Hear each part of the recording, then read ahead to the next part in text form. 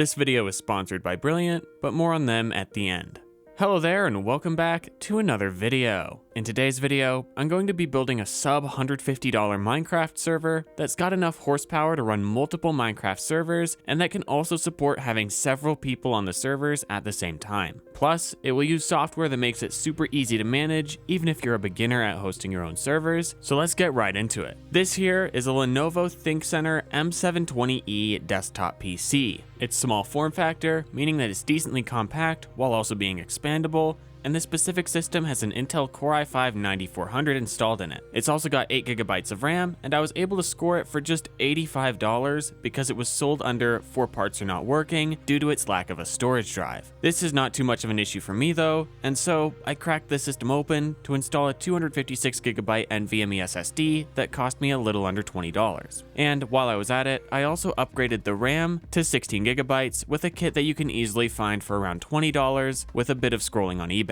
These two parts bring the total cost of this system up to around $125 for me, well below the $150 I was trying to beat. Now, the reason that I'm not calling this a sub $125 system is because getting this system for $125 might not be the most doable all the time, and in my opinion, if a system is hard to recreate for its advertised price due to a stupidly good deal that the price was based off of, it's misleading. So $150 it is, because I hopped on eBay as I was writing this script and very easily found one of these systems with these exact specs that was comfortably below this price ceiling. So with that out of the way, and you hopefully feeling confident that this build is replicable for the price that I've quoted, let's focus in on the hardware in here and why I've configured it in this way. This system has an i5-9400 in it, which is from Intel's 9th generation of CPUs. It's got 6 cores and 6 threads with a maximum boost clock of 4.1 GHz. This chip should have solid single core performance across a good number of cores, and due to it being a more modern architecture, it should also be decently power efficient. While my video doesn't take power efficiency into account much at all,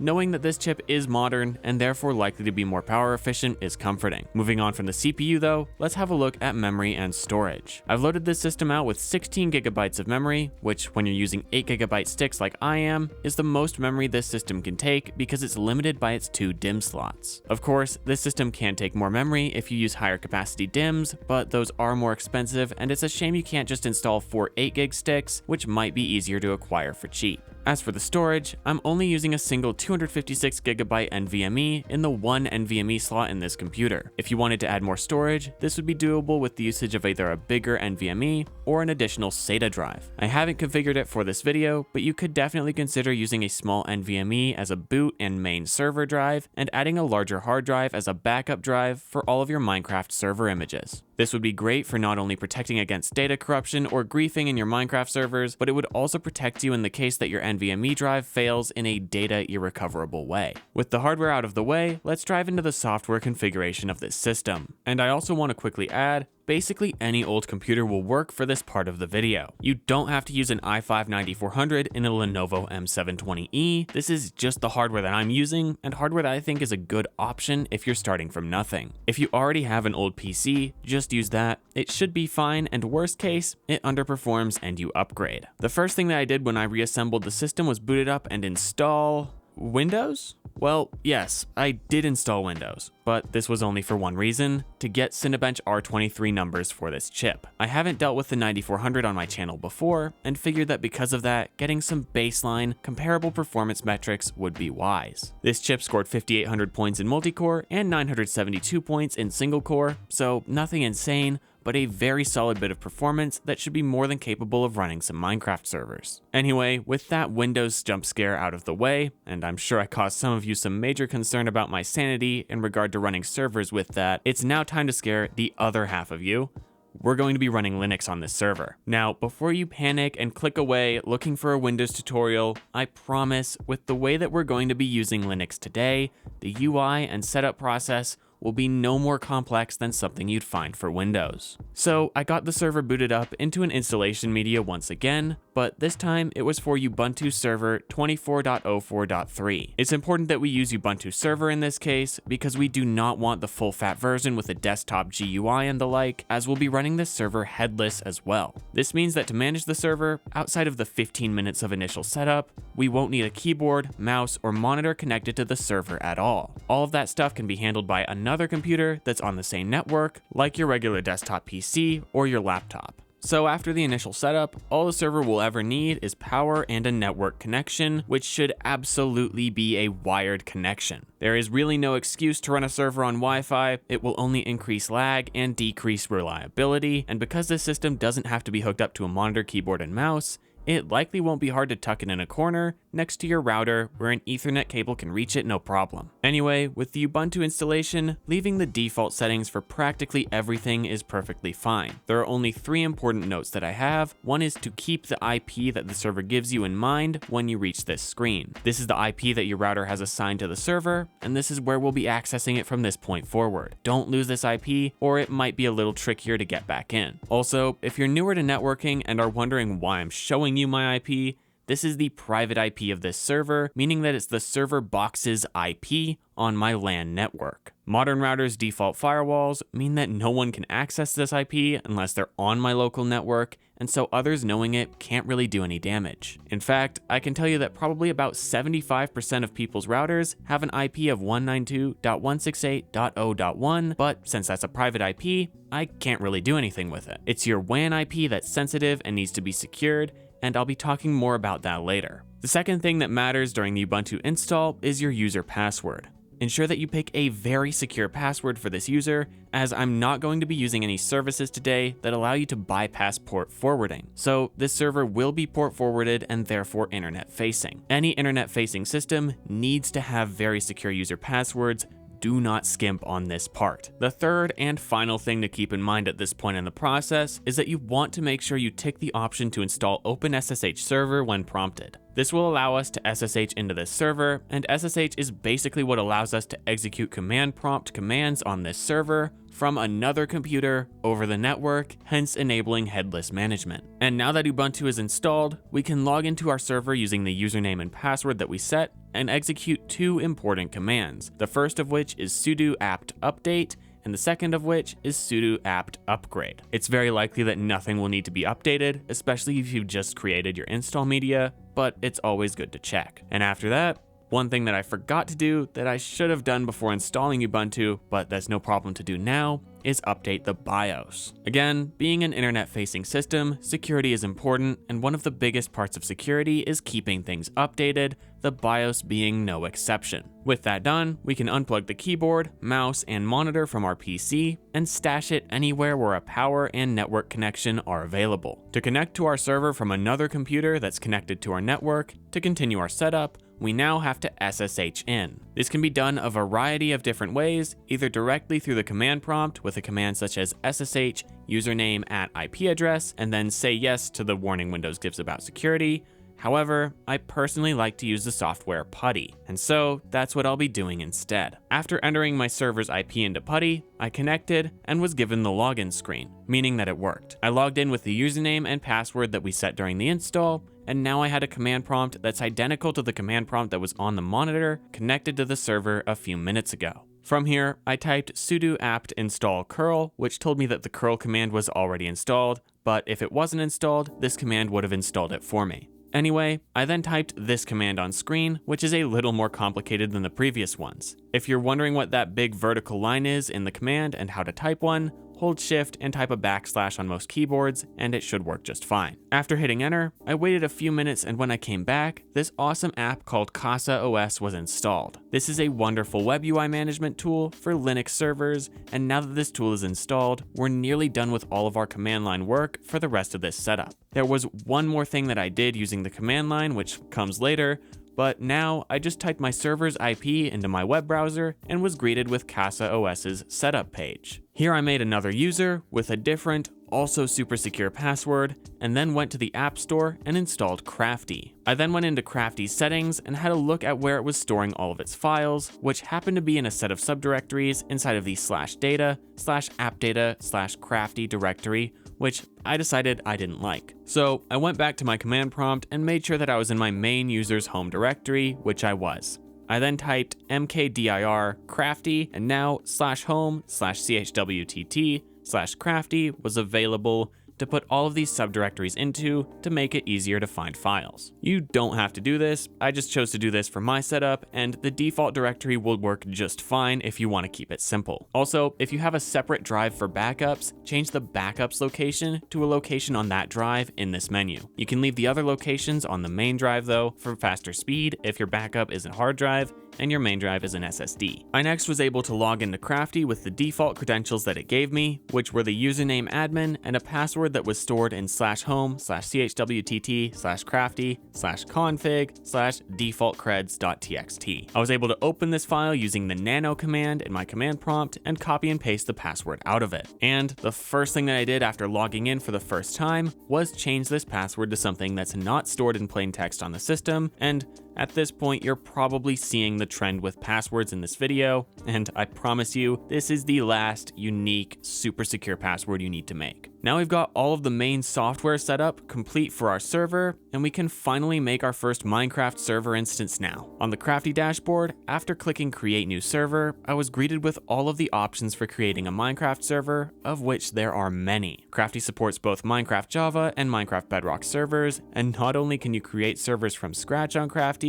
but you can also import a server if you have one that you've been playing on for a while but want to transfer over to Crafty's control system. To start though, I made a simple Java server with Paper, which is basically a more optimized server software for Java Minecraft, and while doing this, I also saw that there are other options for other server softwares like Fabric and Forge if you're into modded Minecraft and want to host a server with mods. In any case, I selected the server version I wanted, named it, and moved on to the slightly more advanced settings around memory and network port. Minimum memory of 1 GB is fine, and the maximum amount that you allow for each server depends on how many servers you're running and how much RAM you have installed, as well as how many people you plan to have on the server. I put 6 GB in for my server and then moved on to the server's port setting. If this is your first Minecraft server, leaving the default of 25565 is probably just fine. If you have more than one Minecraft server though, you'll want to make sure that they all use different ports or their network traffic will conflict. You can think of the port as the channel on your IP that each server uses up,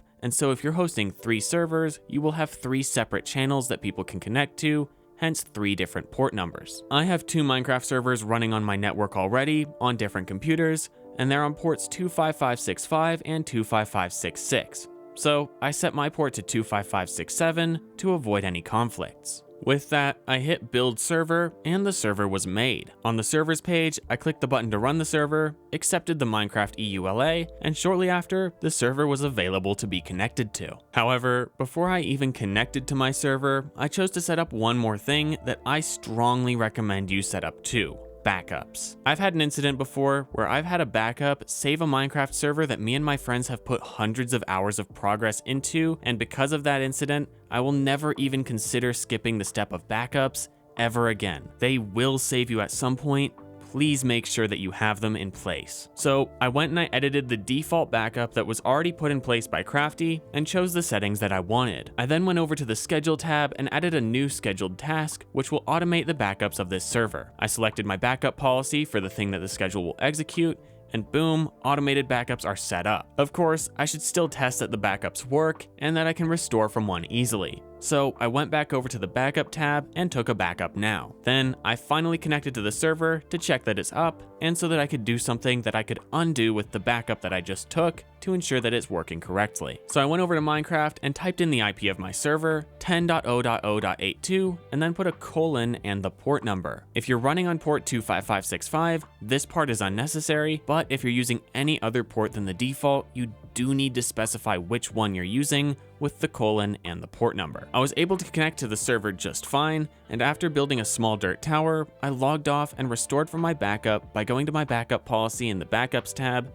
and clicking restore on the backup that I'd taken a few minutes ago. After the restore was complete, I started the server back up and reconnected to be greeted with the fact that my dirt tower was gone now, because the server was restored to its previous backup. perfect. The only other thing that I have to mention about this server in terms of configuration is that if you want to change the more detailed configuration of this server, things like simulation distance and adding a whitelist, which I think is a must for any public servers you're hosting, you can go over to the Files tab under your server in Crafty, and from there you can easily view and edit the server.properties file. There's really good documentation online if you want more details on how to manage the settings in this file best for your server, so look that up if you're going to start doing that. The only thing that sucks about this server still is that if you're outside of the network that the server is connected to, you still won't be able to connect to it. So if your friends live in a different house than you, which they likely do, you're not going to be able to play together. So let's fix that. And we'll do that by port forwarding our Minecraft server, making it internet facing, and this is the part where the secure passwords we've set are important. There are also other security steps that one can investigate and take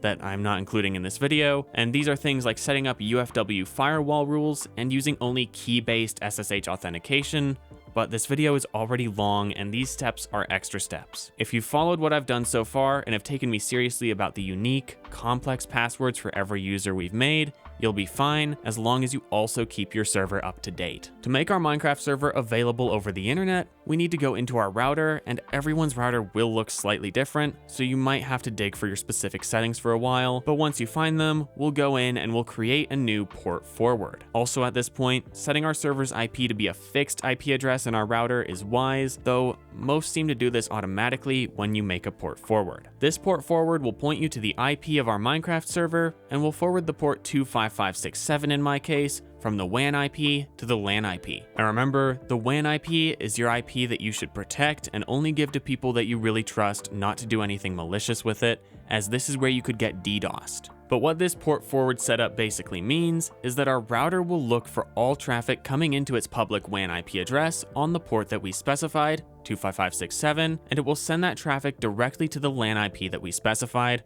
which will be our server, on the LAN port that we specified, which was also 25567. The server is running its server software on that port, and so all traffic coming into my WAN IP on port 25567 will now get funneled directly into the server application running on the server box. So generally, as long as there aren't any exploits in the Minecraft server software, an attacker shouldn't really be able to break into anything. Of course, stuff can still happen, which is why keeping all of your software on your server up to date is critical when it's facing the internet, and also having other safeguards in place, such as super secure passwords, is also a really good idea. To test my newly port forwarded server, I disconnected the Ethernet cable coming out of my desktop PC and connected it to my mobile hotspot through my phone, meaning that I'm officially outside of my LAN network now. Then I went into my server's configuration in Minecraft and changed the LAN IP that was entered previously out for my WAN IP, which you can easily find by searching "What's my IP"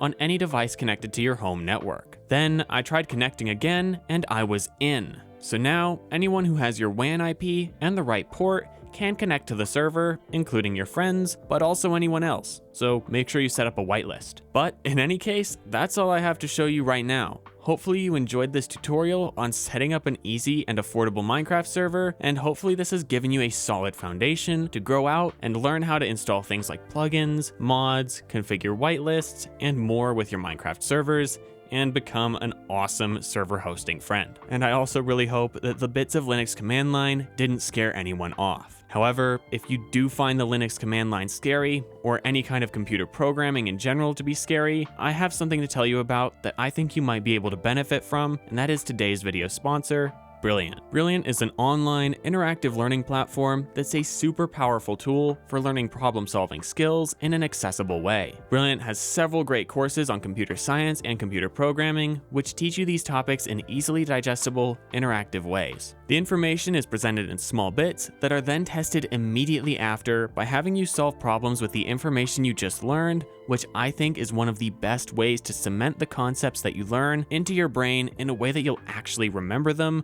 when you need them. Brilliant also has a ton of other courses surrounding math, science, data analysis, and circuitry, all of which are presented in this great format. If you're looking to expand your skill sets in meaningful ways, check out everything Brilliant has to offer at brilliant.org/chwtt. or you can use the QR code on screen or the link in the video description as well. Plus, you'll get 20% off of an annual premium subscription, so thank you again to Brilliant for sponsoring this video. Well, that's all that I have for you in today's video. I hope that you were able to at least enjoy it and maybe even learn a thing or two. In any case, I hope to see you next time. Goodbye.